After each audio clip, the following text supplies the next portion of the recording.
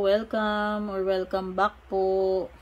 Kung datihan na, welcome back. Kung bago, welcome dito sa aking FB page or YouTube channel. Kung di pa po kayo nakasubscribe, please subscribe sa aking YouTube. Like and follow na rin po yung aking FB page. What's next for you? Fire signs, Aries, Leo, Sagittarius. Yun yung reading natin ngayong araw na to. Kung kailan mo ito makita. Timeless ito, no? Pwedeng kung kailan ito magti-take effect sa'yo. Basta kung kailan mo ito makita. Ano yung next or mga paparating sa iyo? Ngayong araw na to or sa mga susunod na araw.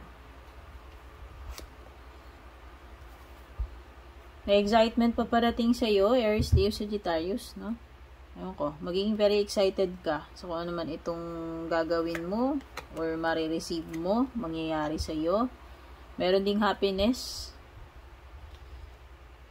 Hindi lang happiness, take note, may excitement, no? Magandang combo and well-being. So, sabihin natin well-being, pagiging healthy, pagiging okay overall, no? You feel good, you are healthy, you are happy, kompleto. Walang problema, ano? At meron ka ring, wow, so may ma-acquire ka, increase in material or spiritual growth. Basta may may ma-acquire ka, ano man itong matatanggap mo, may madadagdag sa iyo. Material man yan or spiritual. Deep personal strength and peace that assure success. Ang ganda. Ayoko nang dagdagan. Ayoko nang ma-spoil. Maganda. Maganda yung mga naghihintay sa iyo. May excitement, may happiness, may well-being, may madadagdag sa iyo, no? Material man yan or spiritual growth. Meron ding success.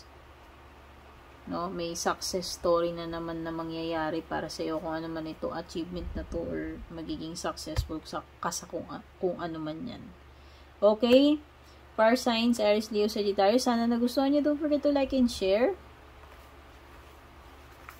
Move na tayo kay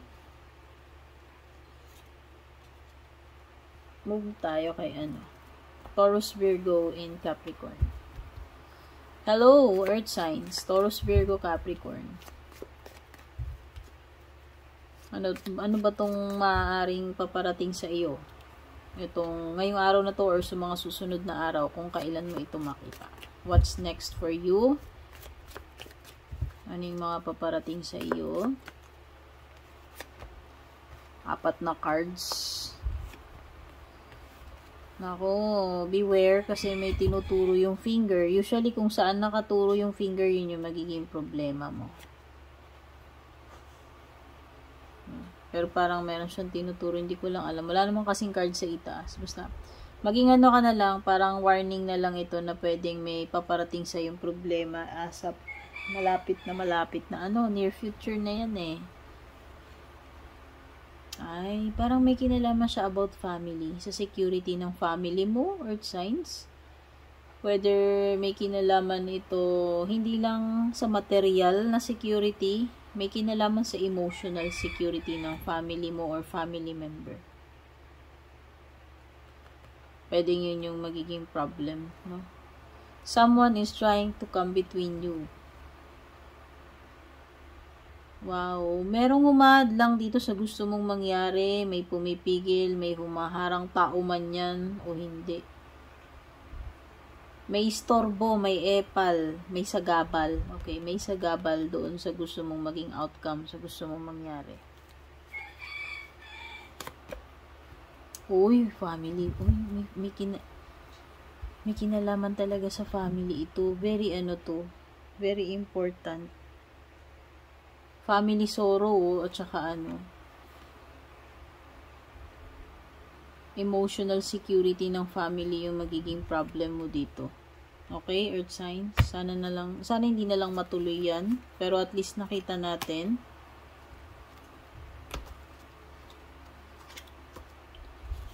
Next, air signs, Gemini, Libra, Aquarius. Gemini, Libra, Aquarius, ito yung mga maaaring paparating sa'yo ngayong araw na to, sa mga susunod na araw, or kung kailan mo makita. What's next for you? Alamin natin. Air signs, Gemini, Libra, Aquarius. Success na ito. Alam ko na yan.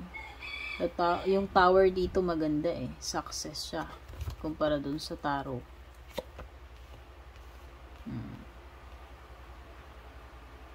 Meron something dito na ganun siya katibay, Libra. Huwag ka mag-alala. Hindi yan matitibag basta-basta. No? Very sturdy, very stable, resilient. Ikaw man yan o kung ano man yung bagay na tinutukoy dito. Kasi ito ay hindi minadaling buuin. This is something na isinemento, nilagyan ng magandang pundasyon. Something na binibuild mo gradually para maging matibay. Hindi siya yung minadali. Hindi siya yung mema lang. Hindi nyo nafe-feel ko dito. So, ayan. Magiging successful to. Pwedeng iba sa inyo may kinalaman ito sa construction. Kung may mga ongoing kayong projects, kung nasa realty yung business ninyo or line of work, or kung may mga structure kang pinapatayo, mga sarili mong pag-aari, bahay, building, condo, etc. O kung ano man itong binibuild mo. Hindi lang naman ito about structures, kung di yung mga bagay din na pinupundar mo and kumbaga, sinesemento mo yung pundasyon, binibuild mo siya unti-unti, and nagbibuild ka ng stability and security. So, pwedeng ito ay mga ipon, kung nag-iipon ka, or pwedeng ito ay something na ipinupundar mo, like negosyo para mas mapalago pa yung kabuhayan mo or kabuhayan ng family mo. Pwedeng career, kasi 'di ba yung career hindi naman yan overnight successful ka na agad. Yung career binibuild mo yung reputation mo, binibuild mo yung skills mo, yung expertise mo, yung ikaw. No, hindi yan. Yung mga bagay na ganun, yung mga romantic relationship ganun din, no? May mga kadil ka dito, lalaki. Kung sino man itong makakaharap mo. Ano mang klaseng dealing siya no relationship, no? Blonde, gray, white hair. So, pwedeng iba sa inyo dito, nakakaranas kayo ng depression, anxiety. Ngayon, or sa mga susunod na araw. Pwedeng iba sobrang pag-aalala, pag-iisip. Uy, may aalis sa buhay mo. Kung hindi may aalis sa buhay mo, may matatapos. Uy, to? Feeling ko positive. Muna ko nakita, hindi nakakatakot. Nafe-feel ko dito, kung meron ka nga binibuild, Gemini, mabubuo na to. Yun na yung matatapos. So, yan, kung construction man ng bahay mo yan, ng kondo mo yan, tindahan mo, kung may binibuild ka, pinupundar ka, patapos na siya. Ayan. Kung meron mang mga bagay dito na-encounter mo, matatapos na. Okay? Basta may matatapos or may maaalis or mawawala, no? Matatanggal. Okay? Move na tayo kay water signs. Hello, water signs. Ito yung mga maaaring paparating sa iyo kung kailan mo makita ito, bukas, sa susunod na araw, or kung kailan mo matsyempuan to. What's next for you? Ano ba yung mga paparating sa iyo? In 4 cards.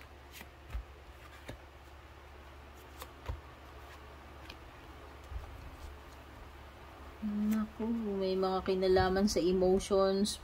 Itong mga card mo, Pero ang maganda niyan, dito sa right side mo, puro positive. Ito sa kaliwa mo, yun yung mga negative. So, ayan. Mukhang may kagagalitan ka, mawawalan ka ng pasensya, ng control dito. Bagay man to, sitwasyon man ito o tao. Hindi mo mapipigilan yung temper mo. Hindi mo mapipigilan hindi magalit dyan. Okay? Basta may paparating na ikakagalit mo. Pero sabi kasi dyan, try to control your anger eh. Hanggat maaari, kung kaya mong tiisin, magpasensya. Yun na lang yung gawin mo. Kasi ikaw din naman yung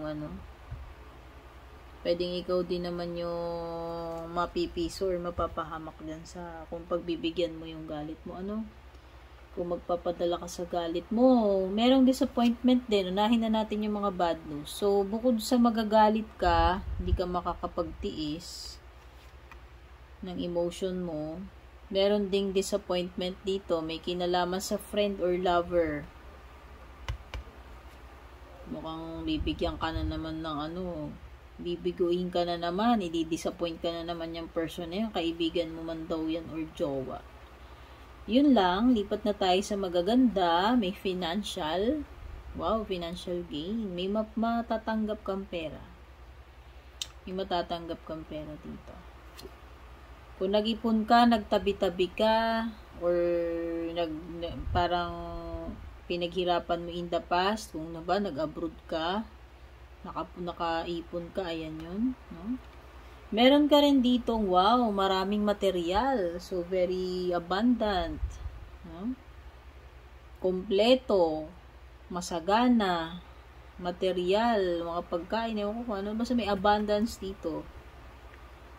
Okay, water sign. Sana nagustuhan nyo itong reading nyo. At kung nagustuhan nyo ito, please don't forget to like and share. Take care. God bless. Kita-kits sa ating next readings.